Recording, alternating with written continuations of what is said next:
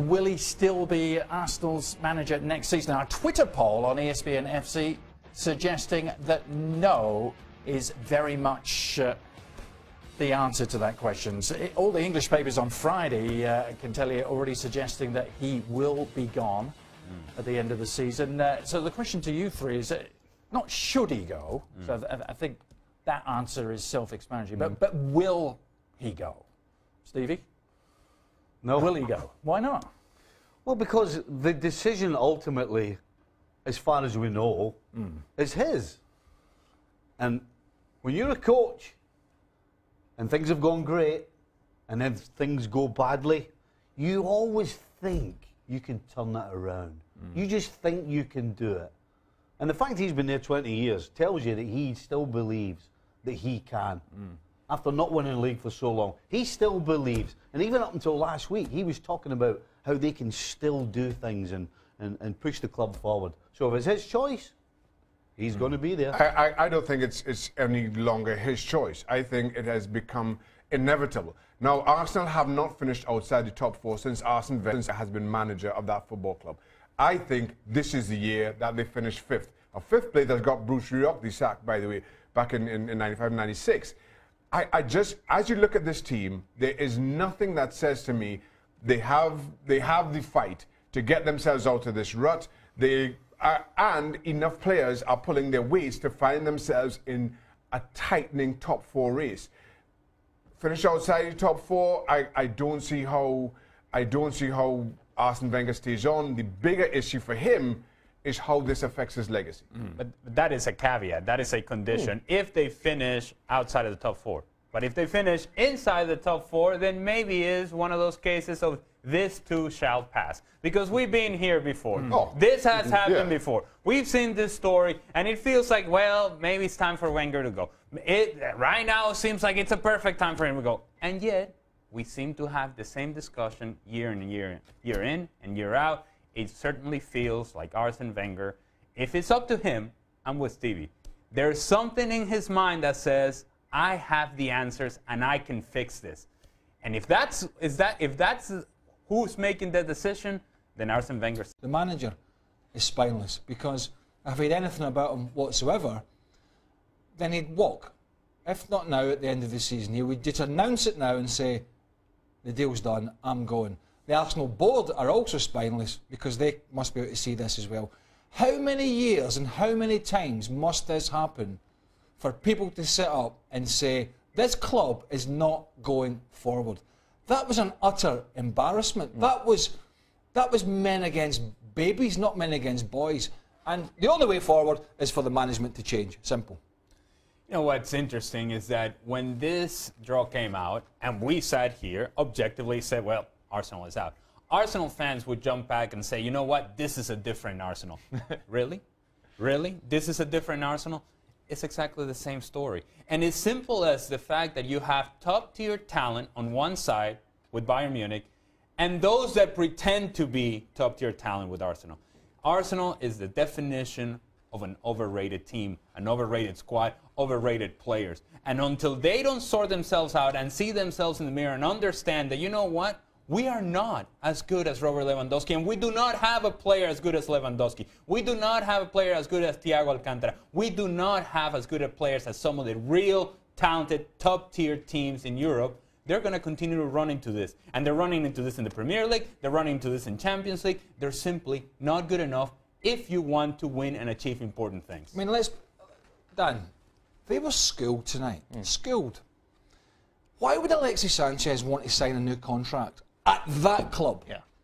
When he's got that type of ambition behind him from the board and the manager and the owners, why would he want to stay? Because he's got more to offer than that, than being in the top four and getting spanked in the Champions League. I mean, he does his bit, he runs around and he tries his best, he can play several positions.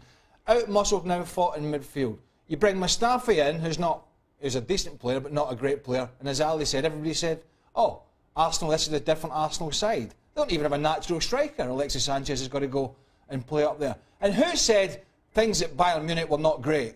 And that Bayern Munich were not brilliant?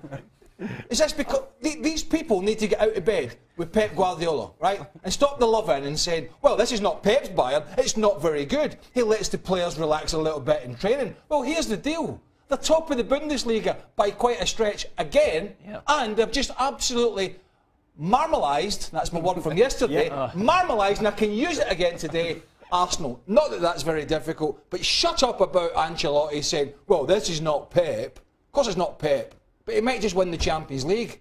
Now, here's the thing with... Just going back to Arsenal. Back to Arsenal. If I'm an Arsenal fan...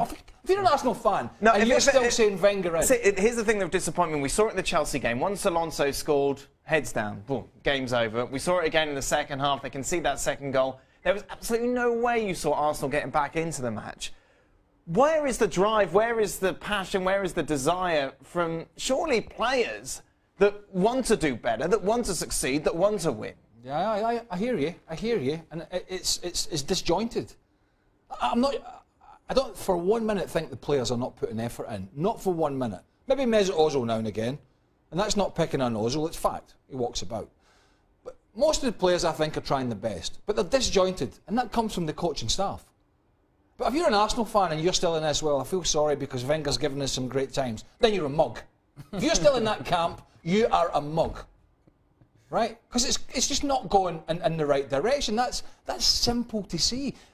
And it's not the reason. It's absolutely not the reason. As Ali said, Koscielny going off, Gabriel coming on is not an excuse. Espn playing is not an excuse. But you're treating the Arsenal fans with disdain. He's a reserve goalkeeper.